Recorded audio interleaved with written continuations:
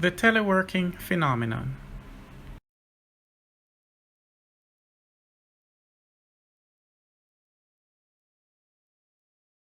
Once upon a time, there were some workers who preferred to work remotely. If not all the time, then at least some of the times. Such requests were often met with much resistance. Arguments put forward against this includes whether teleworking was right for the job role, what the benefits were for the organization, and of course, how the job functions would be managed remotely. It is therefore not surprising that these requests were usually denied, especially for non-executive roles, and only positions that necessitated being out of office were given due consideration. Then, along came COVID-19, and suddenly, teleworking is the new norm, and almost all jobs became eligible. What has changed? Governments and officials from the Centers for Disease Control and Prevention mandated teleworking to reduce the spread of the novel coronavirus. Businesses were forced to comply, and only essential services are allowed to operate as usual, but only in accordance to strict rules. The tone and language of business managers subsequently changed. Many now realize that there are several technologies that supported teleworking. Teleworking is now touted as a business strategy and not a perk to the workers, and HR and IT must work together to facilitate this phenomenal transition. This news, of course, came as a disruption for some, but a gift for others, as millennial and those from subsequent generation groups see this clearly as a gift, but neo-Luddites struggle to get on board with the program. As traditional businesses struggle to reorganize the business processes, it became evident that there must be a strong synergy between HR and IT. HR and IT must work together to make this initiative a success. The human resource must manage the employee dynamics, while IT must ensure that the technology supports the strategy. Systems and software applications became critical, and many businesses, small and large, recognized the need for the establishment of good governance frameworks, policy enforcement mechanisms, and procedures needed to be in place. Solutions needed to be adequately tested, and of course the staff needed to be trained, coached in according to the assessments to ensure that they are comfortable in the use of these technologies. Managers needed empowerment to effectively do their jobs and manage the teams, and of course baselines and metrics had to be put in place to strengthen the enforcement mechanisms to enable to track productivity across the staff functions. But how do we manage the teleworker? It really starts with having good policies in place.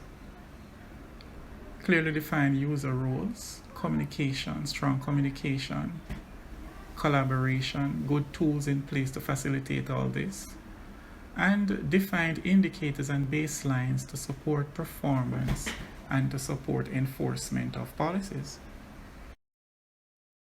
The teleworker need to have a number of tools at their disposal to ensure that they can function effectively.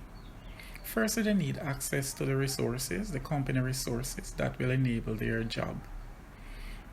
Secondly, they need strong collaboration tools, starting with a video conferencing solution. They may need a telephone service for voice communication. They may need to have an instant messaging platform for group and team collaboration. They may need a laptop device, an end-user device, which includes a phone with internet access if they're going to be moving around. And of course, they should be able to tether data services from that phone to, let's say, their tablets or laptops. They may also want to invest in a headset, one that can shield them from surrounding noise.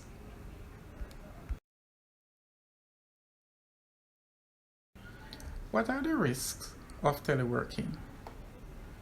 Certainly, there's a big technological risk as teleworkers connecting from outside do broadens the attack surface for hackers and undesirables. But more so, you have privacy issues, handling company data outside of the work environment, confidentiality issues because of the communications, lack of social interaction because teleworkers work alone and not from the group central location. Lack of motivation and discipline could be a risk as well. So is work family conflicts in the teleworkers environment. And of course, teleworkers have less chance for promotion. They may work too many hours, and of course, their activities are sometimes difficult to monitor. There's risk of injury and employer liability in some situations.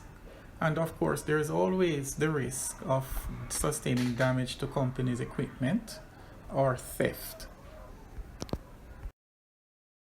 How do we mitigate against these risks?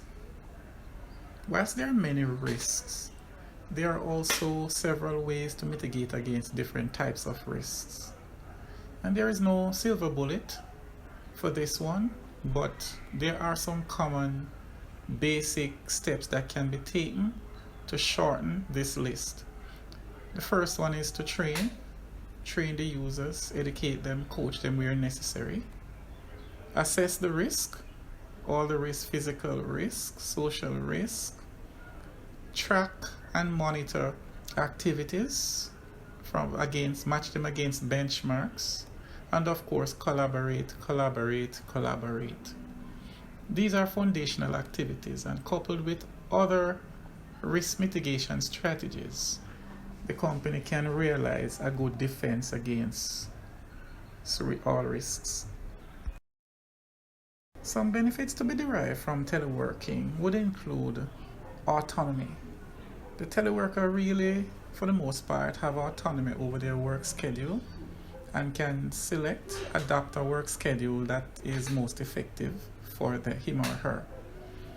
The other thing is that a teleworker would realize a lot of saving. Traveling can be a costly thing. Also, if you maintain a personal vehicle that you use to drive to work, that also is a costly activity.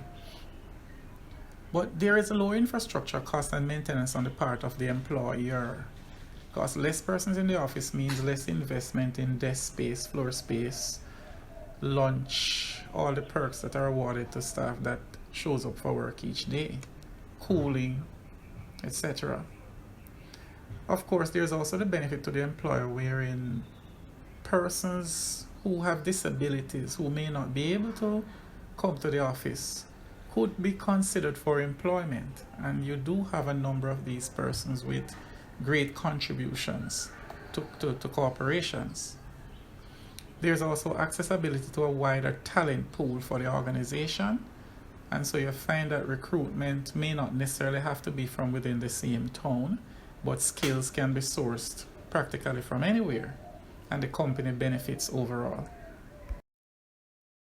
So teleworking is here to stay thanks to COVID-19. The executives and managers will have quite a lot of things to reconsider and reconfigure. New strategies will need to be formulated and new projects will need to be actioned. Certainly, security will not be the same again. Management and operations will need to take a new approach. And of course, companies going forward will be more prepared to consider a greater percentage of its workforce teleworking. This shift will strengthen existing solutions used in the teleworking as well. And of course, we'll likely see a number of developing or emerging technologies to support this new way of life. So once again, I hope that this video was informative and beneficial to you. Leave a comment if you choose. Check out some of my other articles and follow me on Twitter. Thank you.